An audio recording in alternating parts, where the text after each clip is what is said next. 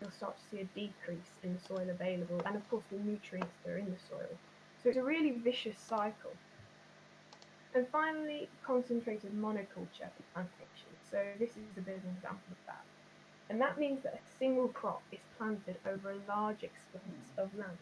So that can be wheat or potato or something of real economic importance.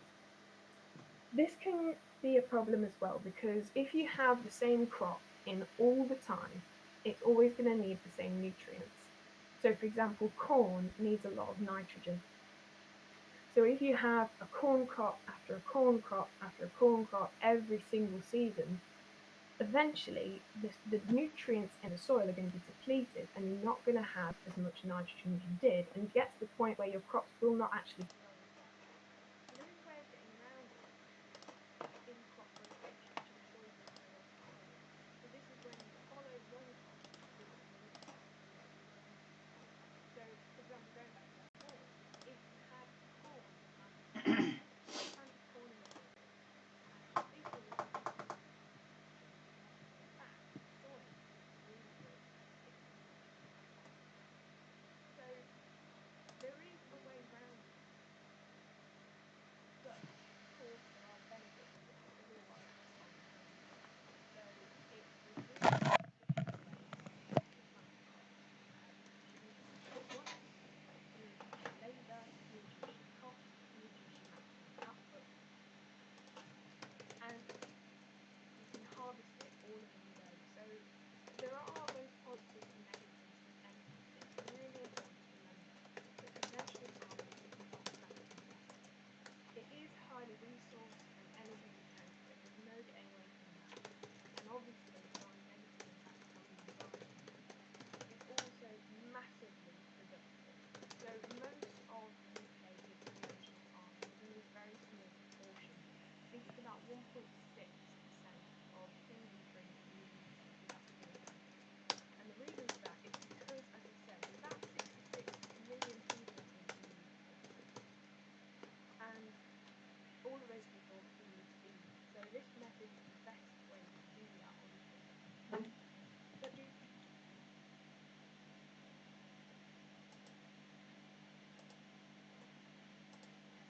environment using biological fertilizers to grow crops and does not use chemical or synthetic fertilizers and pesticides.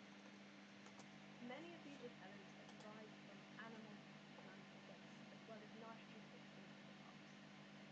So a few practices again that are associated with organic farming. The first one is crop rotation. So where you cycle different crops and you make sure that the nutrients are always used by trading one crop against another crop.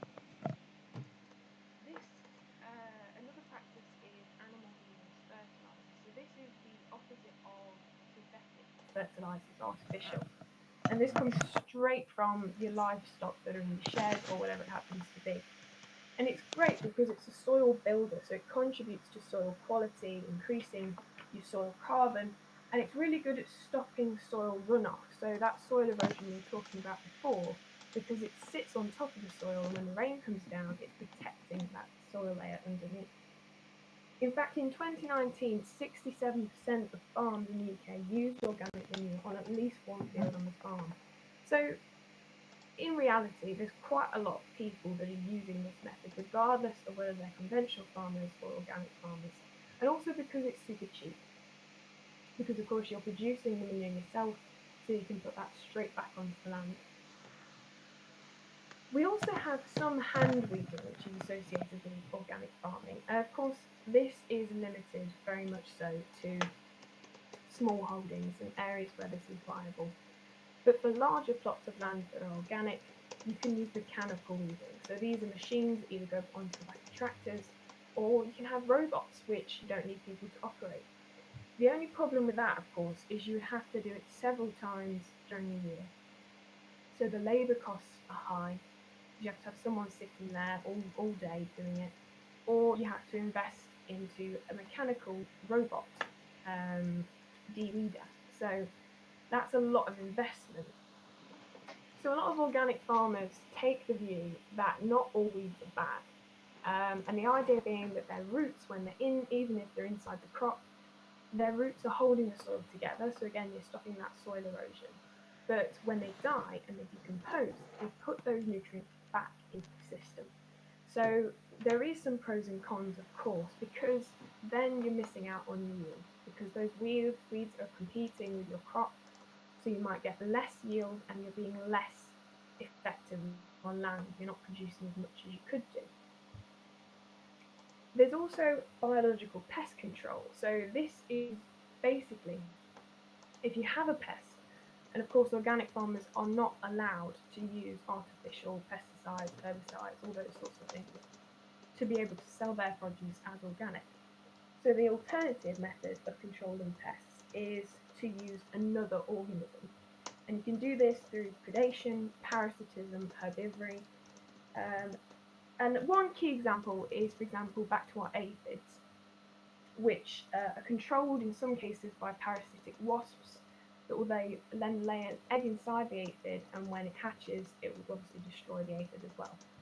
So there are other methods available. And finally, natural feeding systems. So this is basically opposite that concentrated feeding operation we saw before. And this is when they're grazed outside and they're housed during the winter when it gets rough. But of course, they always have the right amount of space. And there's loads of documents out there that DEFRA published to make sure that people are meeting the right welfare standards. So, question is, which is better, conventional farming or organic farming? Well, the truth is that not everybody, as I say, is black and white. There are farmers that I know that do a lot of tillage on the land and they use artificial pesticides and herbicides, but they rotate their crops and they use organic manure and they use natural grazing systems. So it's not always all one or all the other. And of course, like I said, if you want to be organic and you have to produce your produce as organic, you must meet a certain list of expectations. So you can't use artificial fertilizers, pesticides. You have to have exceptional animal welfare. You have to make sure you're not damaging the land. And there's some really important statistics that have been coming out recently about organic farming. And that is that it has decreased, particularly in 2019. So organic cattle production decreased by 7.2%. Organic pigs decreased by 9.3%, and organic sheep decreased by 5.4%. So it's not exactly clear why this is happening. And again, organic farming is a small proportion of the UK. Some would argue that it should be a much, much larger part of the UK. But there is an issue with productivity. So there's a lot of labour that goes into organic farming to achieve the same results that could be made more easily with conventional farming methods. And you have a higher yield, so you're more competitive, you're able to get the better prices. And I think that's probably why organic farming isn't more popular. Yeah, Megan, just on that point, before we move on, has anyone got any thoughts on organic versus conventional? I've done a bit of research on this and I've got some viewpoints on it as well. Has anyone else got any? I mean, what would you normally perceive organic to be about? Anyone? When I've studied organic before, when I studied horticulture, I think there was a lot more that we could do with it, and there's a lot more research to be put into it before it becomes effective. Like Megan said, it's not really viable on a large scale yet, but I think we might get there. It's got more applications in the horticultural industry than it does in agriculture, definitely, 100%. Because we had a glasshouse growing vegetables for Claridge's restaurant down in London, and that was all completely organic. But because it was only like 100 square foot, it was so easy to maintain and keep it organic, whereas you can't do that with a massive farm. Yeah, that's true. I think one of the things I've noted about organic is the conflicting scientific information, scientific literature that comes out about it. That one says yes, it is better, and then another one says no, it's not. The fact that pesticide reduction, pesticide residues are still found on some organic produce, although in a lesser quantity. And the overall premise I got of organic, because it is more labour intensive, it has pros and cons that potentially a future system might encompass both. So have a, you know, sort of have a larger scale sort of conventional method with some of the good stuff of organic. It's quite an interesting subject. I watched a video about it yesterday, a 10-minute video that was really interesting. I was going to share with you in a later session. Maybe if we get time later, I might share it with you today, but we'll see how it goes. Has anyone got any other thoughts on organic, or what you perceived organic to be? As in, what would you say? Do you think it's better for your health? Do you think it's more for the environment? Anyone else? You can put in the chat as well, or pop your microphone on. I think people don't like Alfie said, they don't go far enough with it, in my opinion. I think it could be a lot better than it is. I also think, I don't know if this is entirely true, but I feel like there's probably also some labelling going on that's probably a bit Absolutely. I know that the soil association thing is pretty good, so I normally just like that. No, I agree with the labelling, certainly. The soil association is pretty. Yeah, that's right, Megan. The labelling, certainly. It's interesting. I looked at the government website yesterday about labelling on organic, and it basically says you have to meet all the conventional things, and then there were 2 added extras, which was you have to sell direct to a shop, and that 75 or 95% of your farm has to be organic. So not 100% organic, but 75, and you have to be registered with one of the governing organic bodies, which give you a code essentially that you have to put on the label as well. But it didn't really go into much more detail than that. It was quite interesting. It was but I definitely think from a consumer aspect, things are labelled organic when they're not organic. Simray says, to me, we need to weigh in a compromise on taste and cost. Yeah, organic foods are generally more pricier and could be inaccessible to people who are on a budget. They absolutely are. For consumers, yeah, no, I agree. You get a higher cost. It's a bit like the honey, though. Honey is sort of produced on a smaller scale, does warrant it's a higher commodity. And it's striking a balance. It's going back to the food security aspect that we spoke about last week as well. Because if you can't produce in large amounts, then how can you feed everyone as well? So that's really interesting. Sorry, Megan, I just thought it'd be a good place to just discuss organic before moving on to the conventional stuff there. But Absolutely, yeah. If anyone has any comments you want to put in, then please feel free to do so.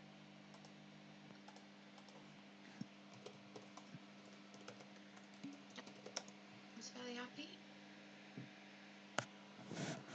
Yeah, we do waste a lot of food. Yeah, there are lovely. There were some.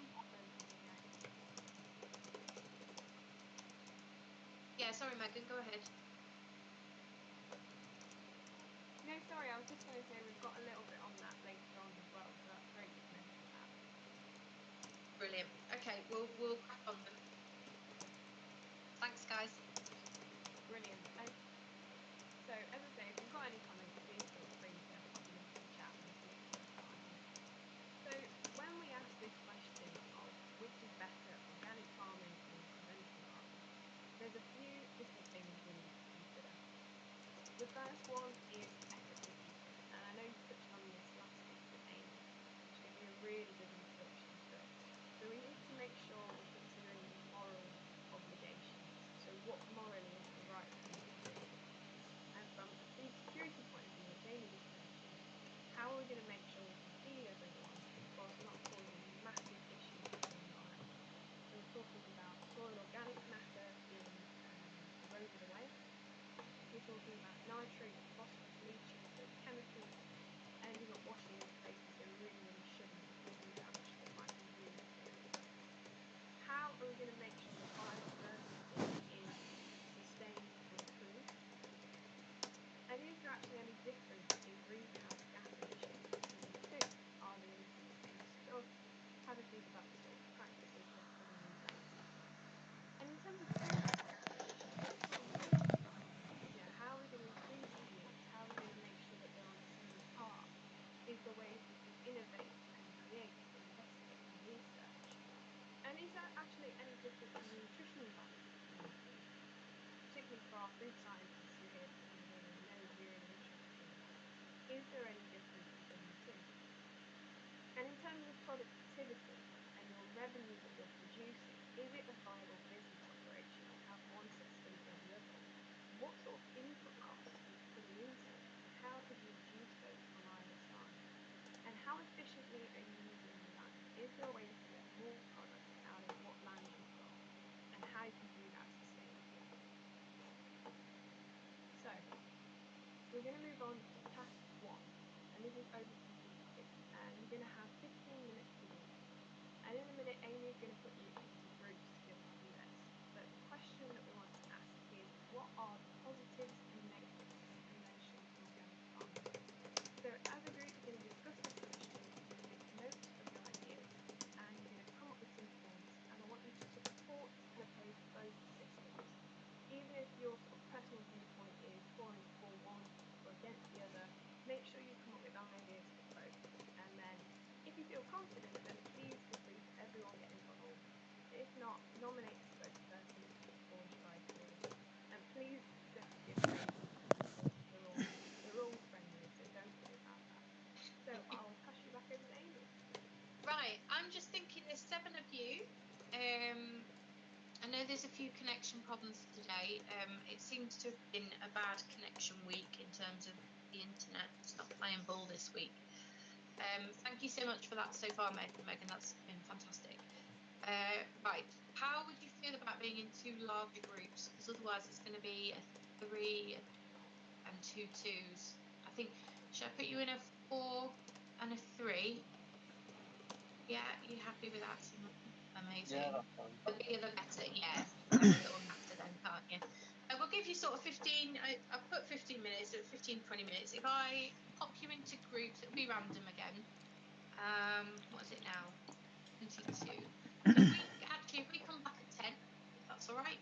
And then we can discuss it in a bit more depth. Feel free to use online content and stuff as well, just to back up your things, and there are some good videos on it as well if you've got time to look. Okay, I'm gonna if there aren't any questions, I'm gonna pop you in breakout rooms now, if that's all right.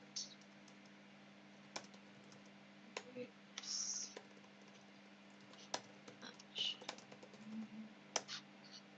Right, 3, 2, 1.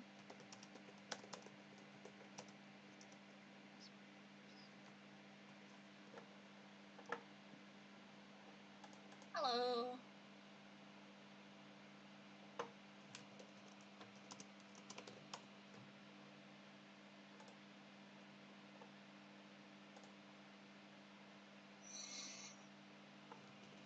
Hi.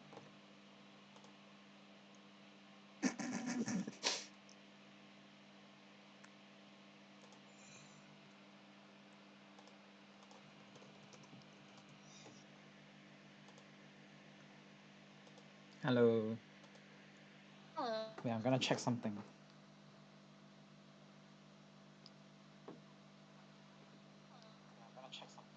Okay, they can hear my voice.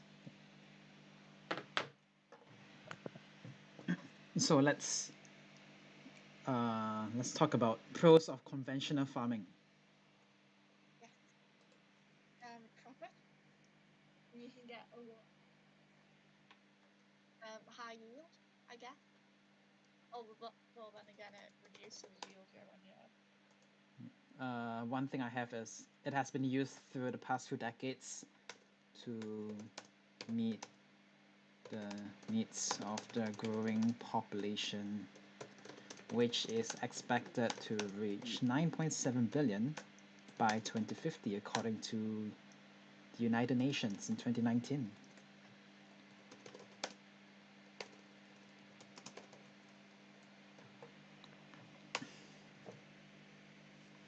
Let's just Google it, yeah? It's more efficient. Because it's easier to like go through it like with like a big thing of pesticide, and it's faster to just go through with a tractor Yeah. than it is to use biocontrol methods, which might affect each crop within the field differently, and it's a lot slower. So, more cost effective, Yeah. producing a higher yield at a, no, I wanted to say at a lower cost, which I've already said. Which is more efficient, with efficient processes. Jimena, it's your turn. Simone is here. No, Simone is not here.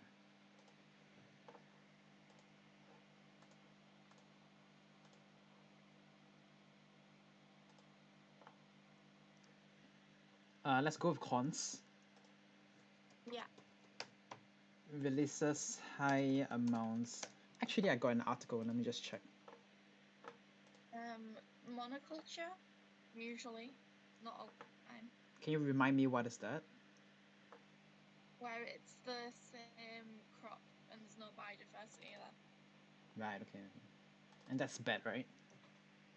Yeah, because you end up having no ecosystem support, and all the crops they could get wiped out if one of them gets a disease. The entire field's done for.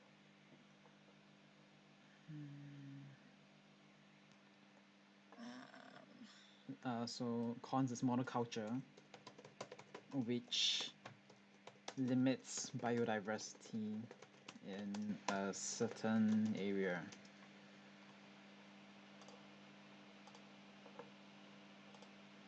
Oh, where is that article?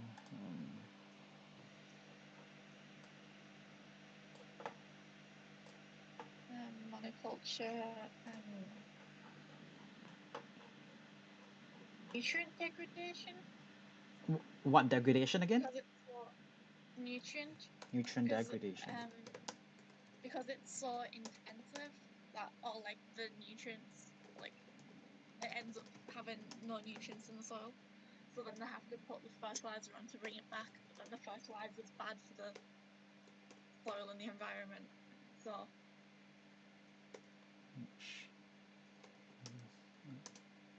Soil nutrients. Fertilizers are a bad thing. Ample use of pesticides, fertilizers, chemical pesticides. Yes, chemicals. Herbicides, which might get. Is the word adsorb? Wait, let me see. Pesticides adsorb into crops. Absorb. Okay, the word is absorb. There's two. You can have adsorb or absorb, but adsorb's like a specific thing that I can't remember what it's for. I'm googling it and it doesn't say adsorb. It says absorb. Yeah, like the common word is absorb, but then there's also a specific thing that adsorbs. I can just say which will be taken up by crops. Easy. Hi guys. Hello. You alright? Not too bad. Yeah. Very. Yeah, just checking that your room's working, your microphone's working and stuff. Anna, are you okay? Bless you. I think she is somewhere in the world. Somewhere in the world, bless her. Well, it's early, so maybe she doesn't want to disturb her family, which I can understand. No. Yeah, you're fine. That's fine. Brilliant, Anna. I think you've just lost Louisa as well. She's reconnecting. Bless her.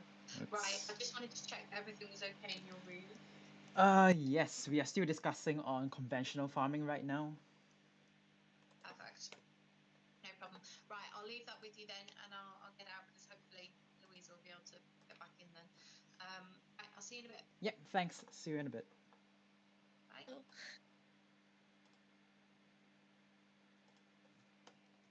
Right, yeah. Hello. Screen's frozen now. There was an article that I was supposed to find. It talks about all the different emissions of greenhouse gases. I'm trying to find where that is. What about folks crops? What about livestock? Livestock for Do you what? have conventional livestock farming? Because that's another type of farming as well. It is. Conventional, like, what do you want to talk about livestock farming? Well, there are a lot of. I don't know, just in general, because we've got like chemicals and stuff, but we can also mention about the conventional livestock farming, Yeah. I was. like growth hormones in the US and stuff, and antibiotics, animal welfare issues. I'm trying to find that article that I was mentioning about. It gives like the specific details.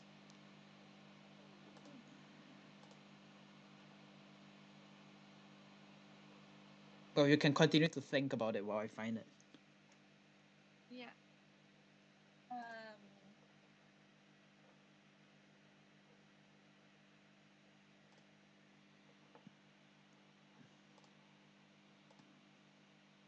What else? Positive of conventional animal Let's just farming. Google it. Let's see.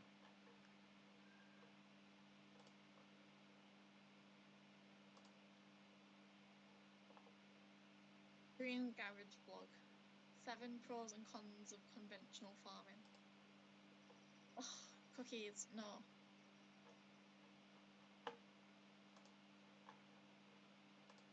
I spent over an hour going through and deleting cookies from all these websites last night and saying like no to consent for most of them. There we go, thank you. This one has much less.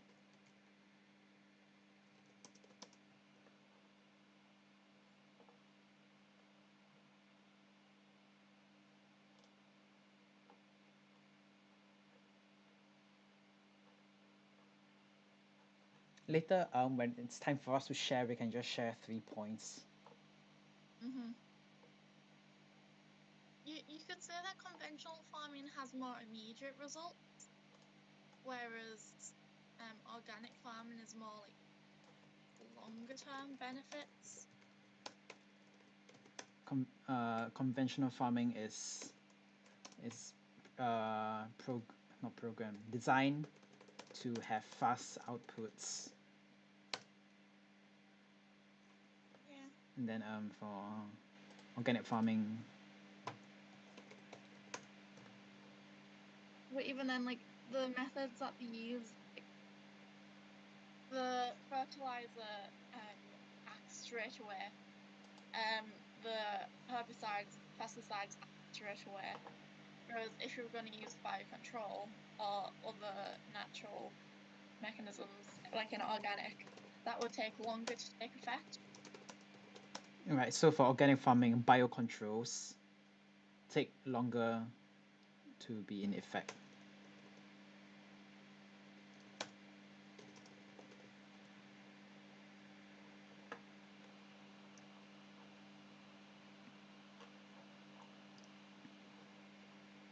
For organic farming, resource efficiency is high in terms of manpower. What other resources? So organic farmers have to do crop rotation, maintain the fields, whereas conventional farming can just use the entire field and then just add in fertilizer and stuff on top of it to keep it okay. So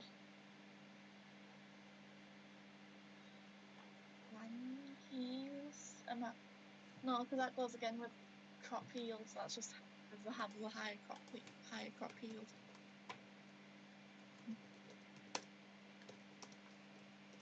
Yes.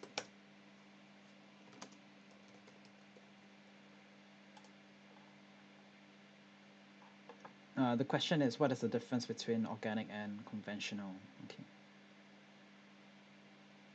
No, the pros and cons between the two of them, not the difference. Well, it's a difference, but more the pros and cons.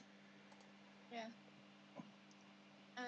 Low cost for the consumer is a positive of conventional. Low cost.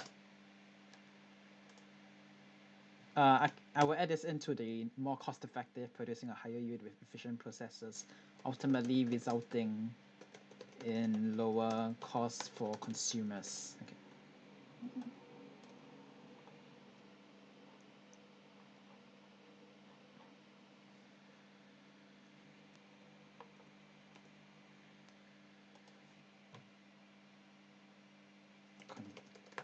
Okay, so let's run through. For conventional farming, the pros has been used through the past decades to meet the needs of the growing population, which is expected to reach 9.7 billion by 2050. It is more cost effective, producing a higher yield with efficient processes in place. Ultimately result. Sorry, say that again. Small farmers. I found one here saying that big farming industries that have capital to finance larger areas of farmlands will dominate the industry and leave small farmers with lesser room to grow. That's a con, right? Conventional farming. So yeah. bigger organizations will absorb smaller farms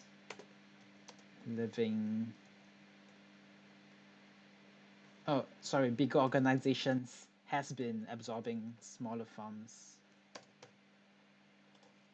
in the past decades. In the past few decades, leaving little room for small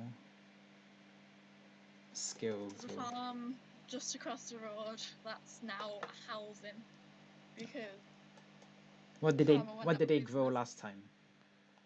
I have no idea. Okay. Anyway, let's go back to pros. The third pro is designed to have fast outputs. That's it. Okay, let's go to the cons. Low cost for the consumer. Yep. That was with the... Oh, I didn't mention. Ultimately resulting in lower cost for consumers. Yeah. Okay, let's go to the next one. Cons: monoculture, which limits biodiversity in a certain area, nutrient degradation, which is resource and energy intensive, and this uses up soil nutrients. And eventually makes land non-arable.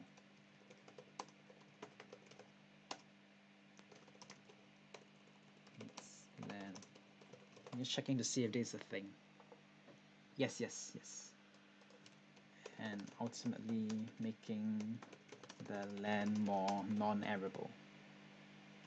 Okay, then the next con: ample use of chemical pesticides, fertilizers, and herbicides, which will be taken up by crops and indirectly being consumed and potentially being... Oh, by the way, I'm going to school later. Being consumed by... potentially being indirectly consumed by consumers. Going into Edge Hill? Yeah. They borrow a book.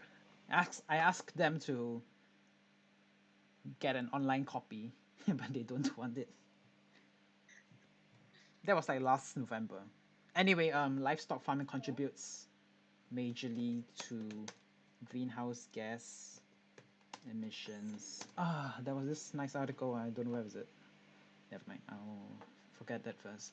And then another con is bigger organizations has been absorbing smaller farms in the past few decades, leaving little room for small-scale growth. Does that sound fine? Oh, I think you're gone.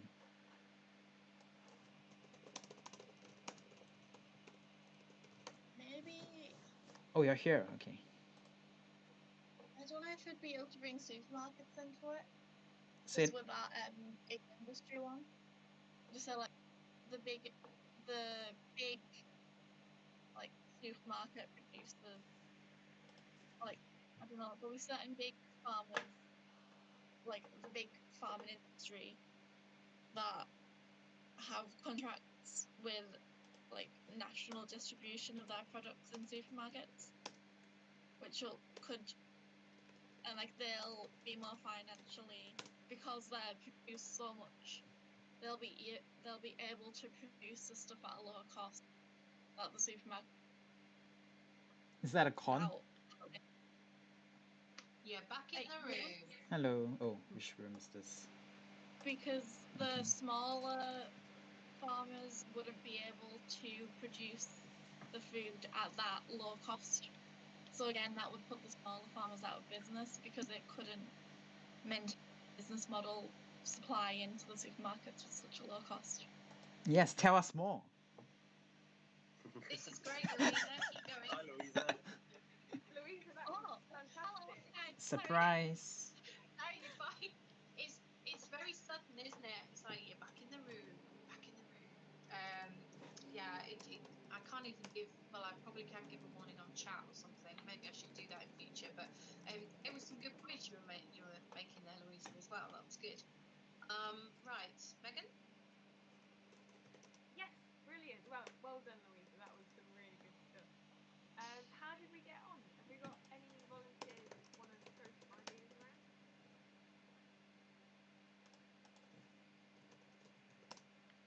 Don't all rush to the beginning. Don't all rush in front. Yeah, we wrote down some for our group. So Brilliant. for conventional pros, we had that it's like cheaper to buy in the shops and stuff. There's less labor, higher yield, lower running costs, more food availability, and more job opportunities. Although that one is mostly because there's more conventional farms. And then cons is obviously the big one is like animal welfare, nutrient runoff, so that would cause more algae blooms and stuff. Soil loss, insect decline because of pesticide usage, more waste because obviously they might not produce food at a high enough quality to go straight to supermarkets and things. Injecting cattle with things like hormones and antibiotics in some places. And then organic, we had pro was less insect loss because of the lack of pesticides, less nutrient leaching, better animal welfare, less soil runoff.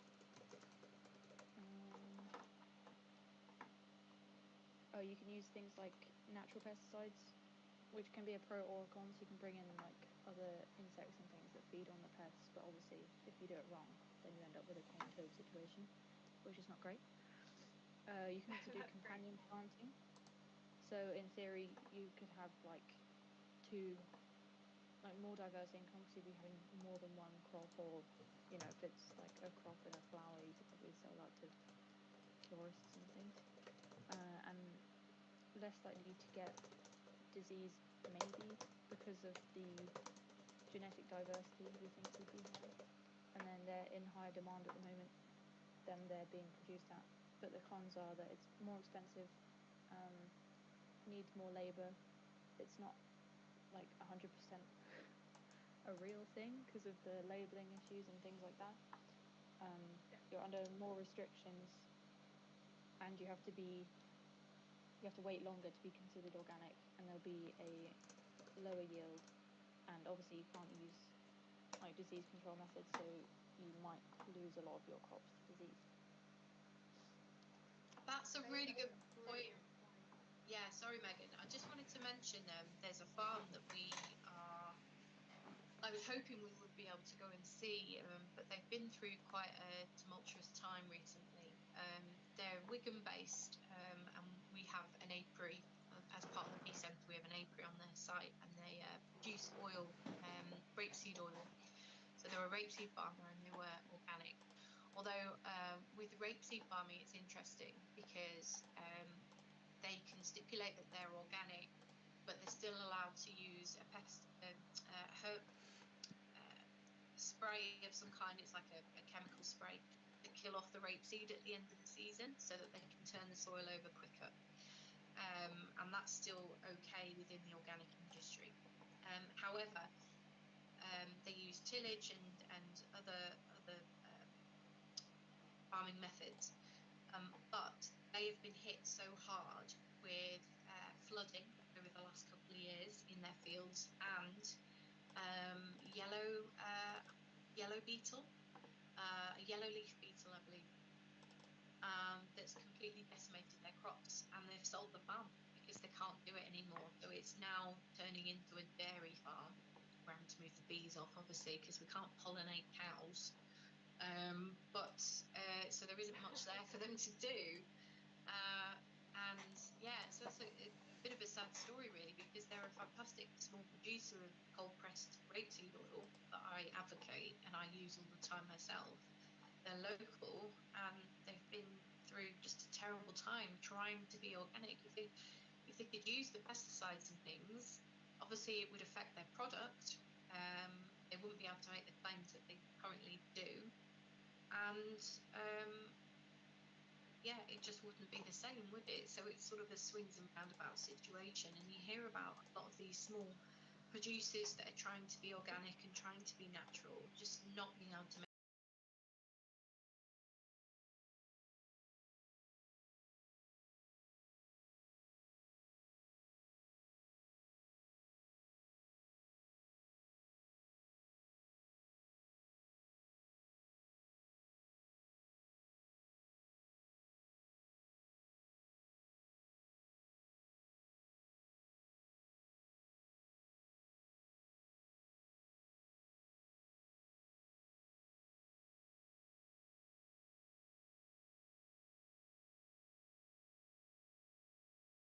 I was just going to say, it was a great point about the disease, Indy. That was brilliant because there's a lot of issues with disease management in organic farming, particularly with wormers. So, wormers is something you probably have used on cats and dogs and stuff, but we also use it on sheep and cattle.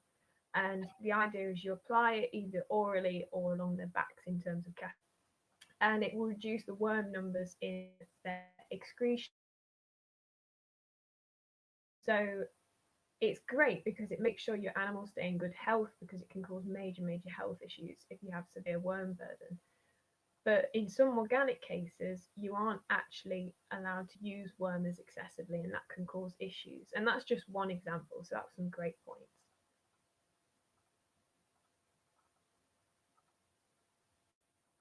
Yeah, that's interesting as well, because surely that puts a burden if the worms can't thrive in conventional sort of, if you give wormers to livestock, then they're going to find somewhere else and potentially have a little population explosion within organics, which is interesting. The other group, Yeah. I can't remember if you were group 1 or group 2. Yes, group 2 is here.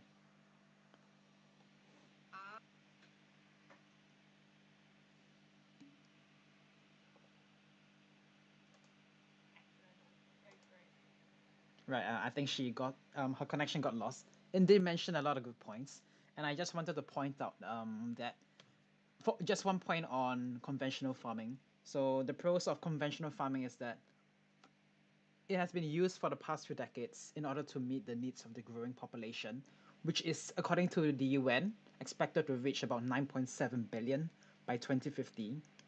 So that is how feeding has been done to the general public for the past few decades. Yeah, that's the only thing that I would like to add on.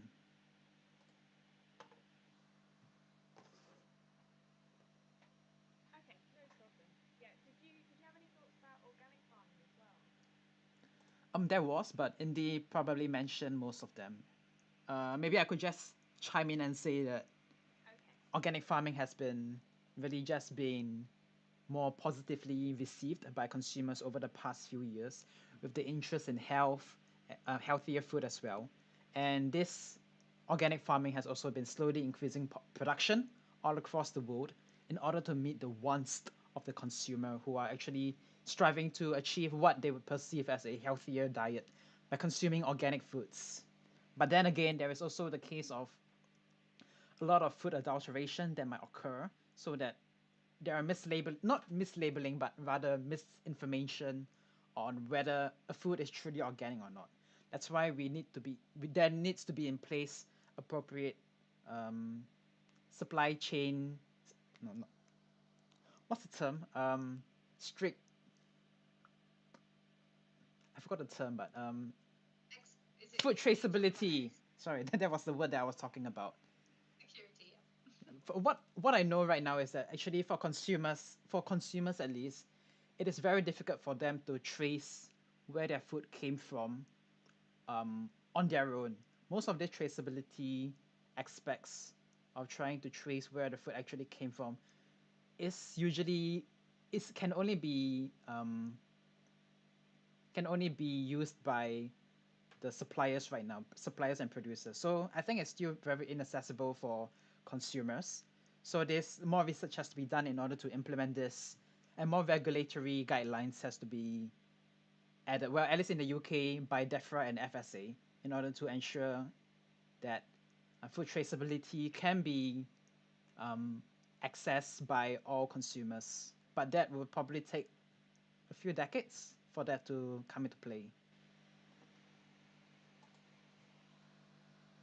That's brilliant. Some of those points, they're all fantastic. Particularly snatching use is great. And this point about people should be very environmentally aware due to climate considerations. There's a real push towards sustainable farming.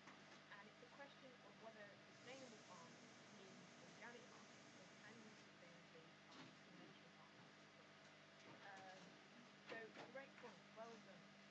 Is there anyone else who wants to sort of chip in? I found that because instead of using pesticides and stuff in organic farming, they'll usually put wood chips in between the crop like rows, and that can be good for insects.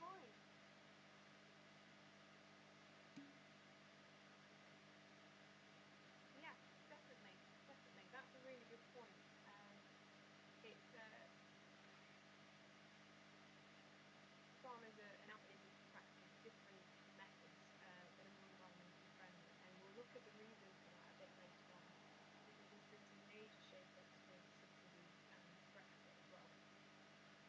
So because of that, we're starting to see a lot of changes, and anything, of course, to increase biodiversity is always a positive. Of course, there is some stipulation going on with biodiversity measures in farming. They're not always something you get involved or put in that extra effort. So that's a really good point. Is there anyone else who wants to chip in here? I was just going to say the food traceability is an interesting point as well. You would think, being organic, that food is easier to trace, but I was told of a story. We've got a gentleman, a farmer from Wiltshire, Andy Rumming, who's a sells beef direct to consumers. He's talking in a couple of weeks' time, and his neighbour is an organic dairy farmer, and all of his dairy product goes into cheese, and all of it is exported to Philadelphia in the USA.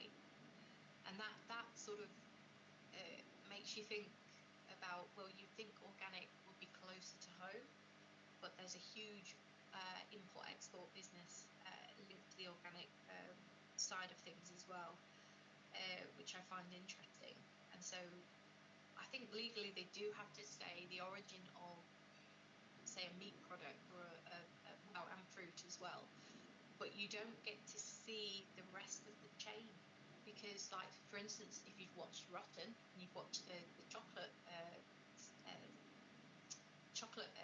episode, that I found hugely interesting, there's a massive, very complicated chain from the farmer growing the cocoa pods, to the final product ending up with a supermarket or ending up with, say, Cadbury's or someone like that. There's a million different people involved, and there's just no way that you can, trace directly where that is, unless it's part of one of these direct cooperatives or something in there, and they're not many of them around. So really interesting points there. Really take those on board. Has anyone got anything else to add?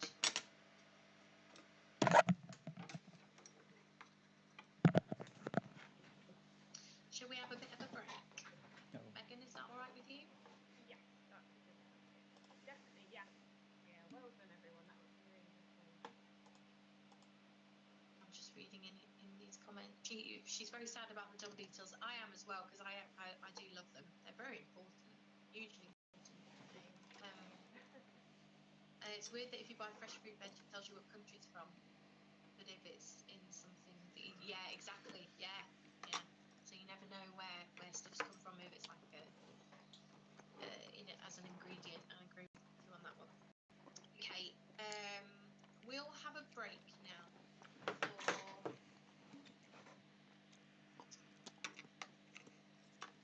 do the precuts have? I don't know. What do you mean the precut stuff, Louisa? This is faster. Like, I don't know, just because my stepmother bought like a pack of mango that was pre-cut for the baby. And I can't remember ever seeing, like, it might just be because I never noticed it or I just wasn't paying attention, but I can't remember seeing the like origin label on it. So it's just like, if it's the pre-cut like packets of apples and grapes that you get in like your lunchbox, do they have to have the origin on it, or is it just the fresh fruit? They should have an origin. Another point so is, you know, origin organizations has been of absorbed. Argentina or something. But there's no telling that, But that is how cut and packed so there. work A lot of stuff gets good shipped health. And they mentioned a lot to of good different points, countries and for I just its wanted to packing, point out and that sort of just one preparation point on before it's conventional then shipped farming. to somewhere So else. the pros So, of conventional farming is that as far as I know, well, it has definitely been in used UK for the law, past you few have to have decades in order to the meet the origin needs of of the growing that population, product. which is, according to the UN, Indy so expected to rightly reach puts, about if you get 9.7 like a billion pie or by something, 2050. or something that So contains that various is ingredients, how the you don't necessarily know where it's come how from. You feeding just has know been that done it's in to there. the general And public that's a really for good the point past few as well. decades. So yeah, The interest they in should have a health product and healthier food as label somewhere, probably be on the back instead of or something like that. But it might have been packed somewhere else. Right, well, it's almost 20 past. I think if we could have thank you, Megan,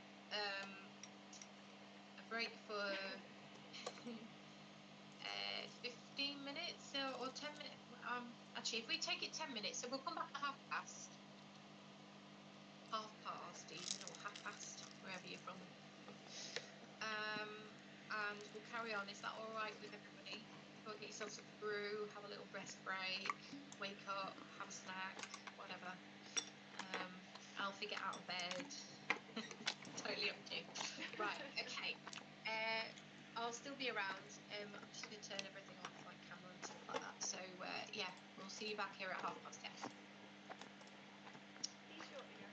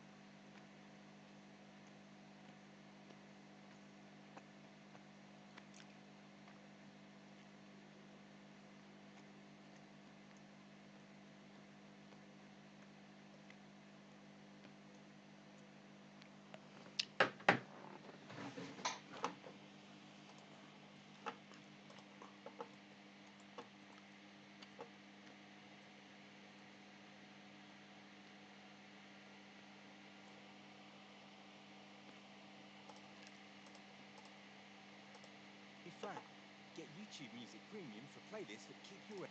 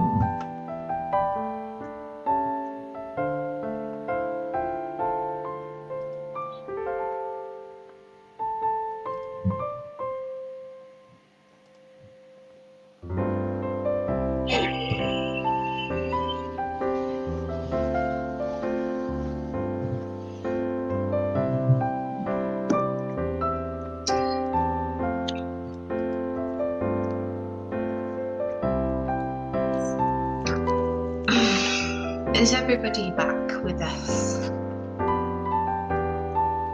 I am, yes. Well, you're important, so I'm glad you're back, Megan. Yep, brilliant.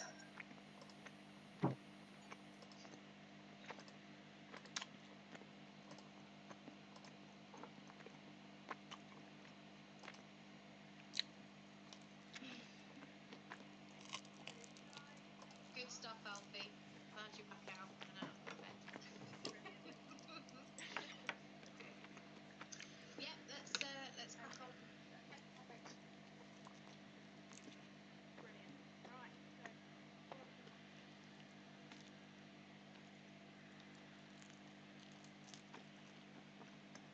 I don't know if anyone else can hear Megan, but I can't. Hang on, Megan. really excited about this. Megan, I lost you for a second there. Did anyone else lose her? Yeah, same. Yeah, I can hear you, Megan. Yes, So. yeah, can you hear me? We can hear you now. I should just make everyone aware. Can you hear me now? I can hear you. She has got a bit of a uploading internet problem at the moment, so there might be a bit of a delay as well. Yeah, we can hear you now. If you wouldn't mind just starting that bit again.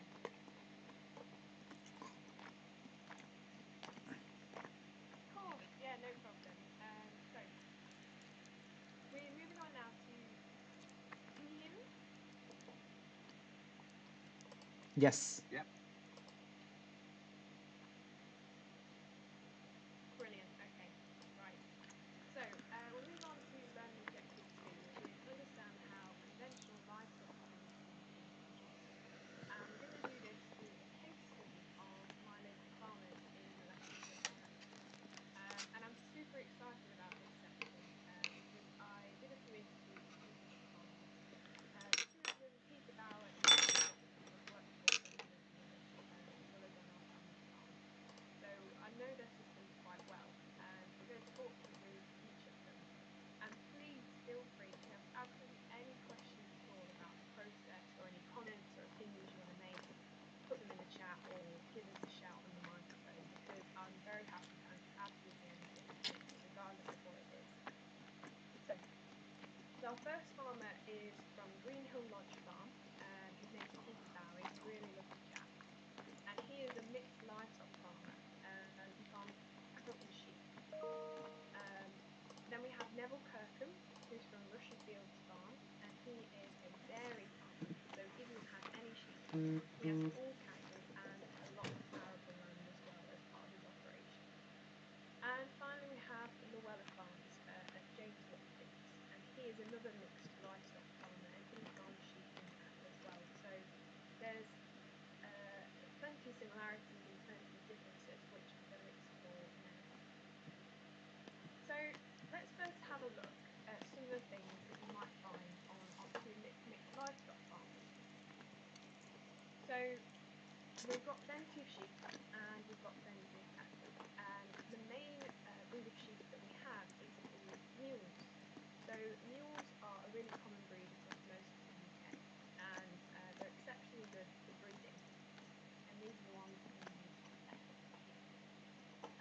You can see that they're quite narrow faces, so when it comes to lambing they don't have a lot of issues because they don't get stuck in the birth canal, which is great. They're very easy to shear because they have really simple fleeces. They are very milky, so they produce a lot of milk for their young, which is great. And they're very prolific, so they have lots and lots of lambs. That's fantastic. And they can easily be crossed with any breed, so that's why they're so popular, and they're pretty cute. Below them we have some cattle called Herefords. They're red and white in colour, and both James and Peter have Herefords. They're again another popular UK breed. They're really good for meat production, so they have heavy carcass weight, and they're really docile, so it's easy to work with them, which is always really desirable with cattle. Below them is a massive bull, and this is called Limousin. This is a very popular breed in the UK because of the sheer might of them, really. They are built for beef. They are purely a meat breed. So they are great, but the only downside with them is they are super duper temperamental. So they can go from 0 to 60 mentally very, very quickly, and you have to be really careful when you're working with them. If we go back up to the top, the sheep with the fantastic horns is called a Jacob, and James has a flock of those on his farm, and they're extremely hardy, extremely prolific, great at almost anything. So that's another popular breed. And below them we have Clins, which are the white-faced sheep. They are a Welsh breed, as you can probably guess, and they are a mixed sort of purpose breed, so they can do milk and they can do meat. And below them is Swale Dale, so they're a really tough thoroughbred that you've probably seen around quite a lot, particularly if you live further north, and in the Yorkshire Dales, they're really popular there as well. And we have Texels, which is the big chunky one at the top, and these guys are again built for meat, carcass weight, fat distribution. So they came across from New Zealand going back quite recently, really, and they're really, really popular. And of course, we also have farm machinery. We've got chickens, we've got ducks, we've got farm dogs, sheepdogs, farm cats, and we even have a few donkeys, which is great because I love donkeys. So there's quite a lot of variety there, which is marvellous. Apologies, the PowerPoint is just having a delay. There we go. So on paper, these farms are pretty similar. So we're looking at Peter and we're looking at James. And in terms of livestock numbers, the sheep is the only thing that really differs. So Peter has in total, with all of his breeding ewes, which are the adult female sheep, all of his lambs, which are usually twice the number of ewes, and all of his rams, which are the adult male sheep, all of his ewe lambs, so his young produce that are going to be coming on for breeding next year. He has 1,330 sheep, which is a lot of sheep. So he's got his hands full with that all year round. He also has 170 cattle. So he does not breed any of his own replacements. He buys them all in from other farmers, and there can be problems with disease because of that. So that's something he could improve on. But on the whole, all of the farms I'm telling you about are pretty set high standards for welfare. Otherwise, we wouldn't improve them again. In terms of labour, there's 1 to 2 people usually working on the farm. Most of the time, Peter can do the work himself, and then anything he can't, like his seasonal tasks, he'll ask me to come and help him or get someone else in as well. In terms of acreage, he's got 270 acres, which is all grazing and used for forage production. None of his land is protected, so he's not in a protected landscape. And he has about 10 acres of trees as part of that as well. So he's not really got any room for more realistically because of the demands of the grazing. So machinery-wise, he has about 3 tractors because he doesn't have to do loads of groundwork, which is great. And he doesn't use slurry. So slurry is a mixture of manure or other organic produce that is mixed with water and then sprayed onto the land as a fertiliser. And there's a lot of farms across the UK that use this method because it's very efficient. But there can be some pollution issues with, again, it sort of running into rivers and places it shouldn't be and causing a lot of issues. So in comparison, James at the Weller farm has slightly less sheep. And the reason for that is because his focus is on ram production. So he breeds rams to sell to other farmers, which means he has to have less sheep to produce a higher quality ram. Because the less sheep you have, the more likely they are to be a better product. So he has a mixture of Clins, that breed I was telling you about, Texels, he's got mules, he's got Jacobs, so loads and loads of variety in there. And he runs 2 main flocks. So he has a commercial flock, which is all ewes, and that is purely based on meat production. So the lambs coming out of that flock will eventually be sold into the meat market. The other example is the pedigreed flock, and they are the ones that produce the rams. So they're really important because rams can do such a large revenue, so that's great. In terms of cattle, he has slightly more than Peter, and again, he breeds his own replacements, so he isn't buying them in. He has some cows, which he puts the bulls in with, and then he has he keeps the ones he likes, he keeps the females, and sell the rest on labour, that's the same, 100 people, and has approximately the same amount of acreage, 300 acres. Again, all grazing forage, and it is not, but he only has about 1 acre of tree, so there is room for more there. Machinery is the same, and ground working again is minimal, and he doesn't need to use slurry. And the reason for no slurry usage is usually because they don't have any arable producing, so they don't have things like corn and maize and barley that require this sort of intensive nutrient. So on paper you can say they're almost pretty much exactly the same. That is until you look at their timeline. And again, if you have questions, please. Sorry, Megan, we lost you there So for a I'm going to run you second. through a year in their lives. That's fine. Sorry, Yeah. where did you lose me? Only for a brief moment, just as you were introducing the timelines. It's fine. You're back, Okay. so that's the main thing. Excellent. Okay, no problem. Yes. So what I was saying is, although they look similar on paper, their timelines can be completely different. So if anyone has any questions at this point or anything throughout this section they want to ask or they're just curious to know, please feel free to, because I'm happy to answer anything. So I'm going to talk you through a year in their lives, particularly focusing on sheep production first, and then we'll see a little bit of variety later on. So this is the timeline of Peter Bauer at Greenhill Lodge Farm. So in November, that's when his year starts, really, in terms of sheep production. So this is when it is called tucking time. And tucking time is when you put a ram, a adult male sheep, in with a group of ewes, adult females. And the idea being that he is going to hopefully impregnate them, ready for lambing time later in the year. And where a really snazzy We're losing you again a minute, Megan. There will leave a mark on her rump. There's a delay with you as well, isn't there? Yeah, we're just losing you there. I just put in the chat that basically they have a party. Have a big party in the field, and the rams get nice and excited. Definitely.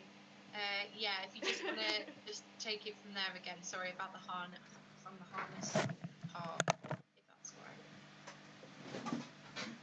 Yes, definitely. So the rams usually wear this harness, and it will have a crayon attached.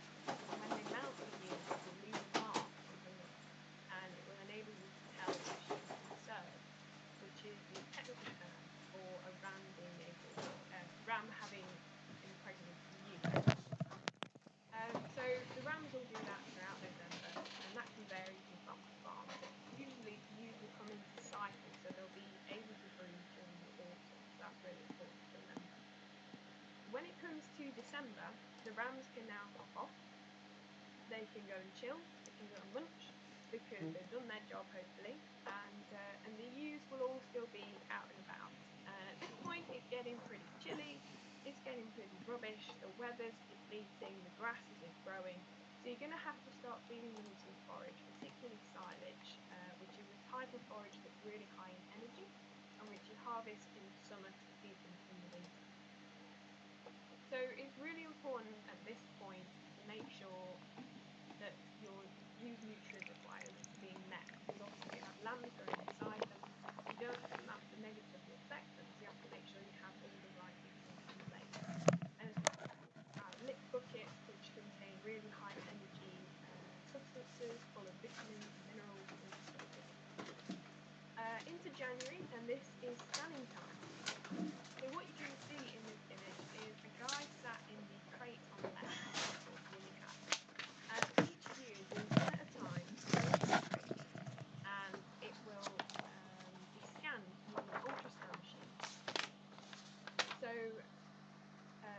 the optimum time to do this is usually about 2 to 3 weeks after lambing, because if you do it too early, you can't tell how many lambs the ewe is carrying. If you do it too late, that means that they're sort of smushing on top of each other, and it makes the image really difficult to see.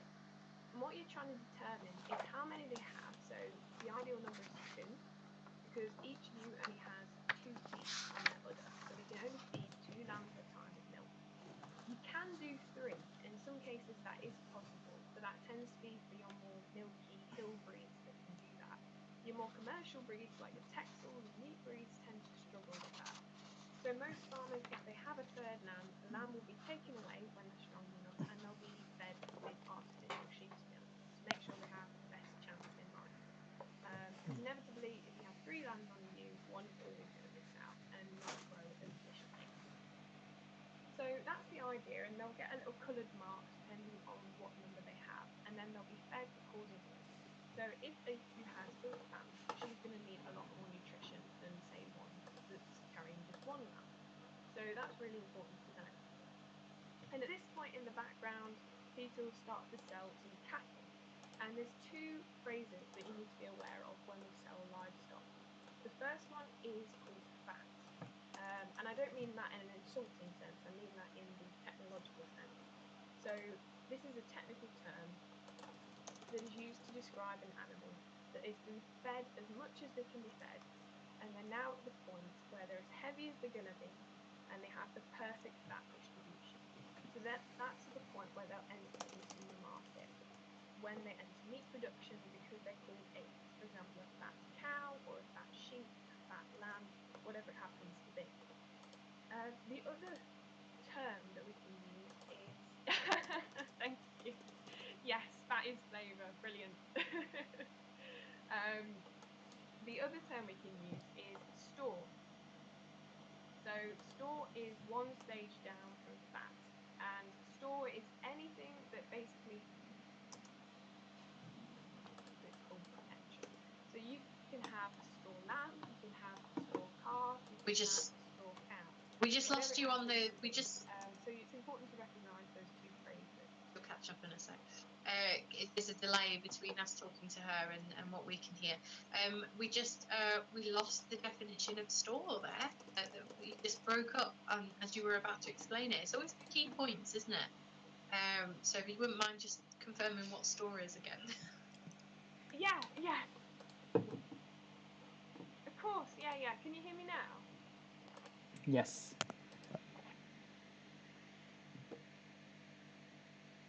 Brilliant, thank you.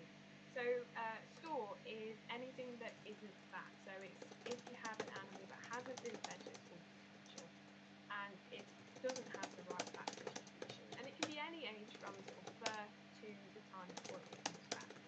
So you can have a fat lamb, a store lamb, you can have a store calf, you can have a store cow. So it's those 2 terms are something I might refer to throughout, and I want you to know what those 2 mean. So at this point, Peter will start to sell some fat cattle, so that he'll have been feeding them throughout the year, and he'll have bought them in during the summer, which we'll talk about in a moment. But they'll start to exit the system and go to the consumer market. And when you sell animal produce, you can go to 2 places really, or 3 if you happen to have a private outfit or a butcher's you're representative. So the main 2 are your local farmers market. So for me, that is Melton Mowbray Market, where the pork pies come from. You might have heard of that. And the alternative is Meadow Quality, or some other company like that, which operate across most of the UK. They'll take in fat produce and they will convert that straight into the consumer market.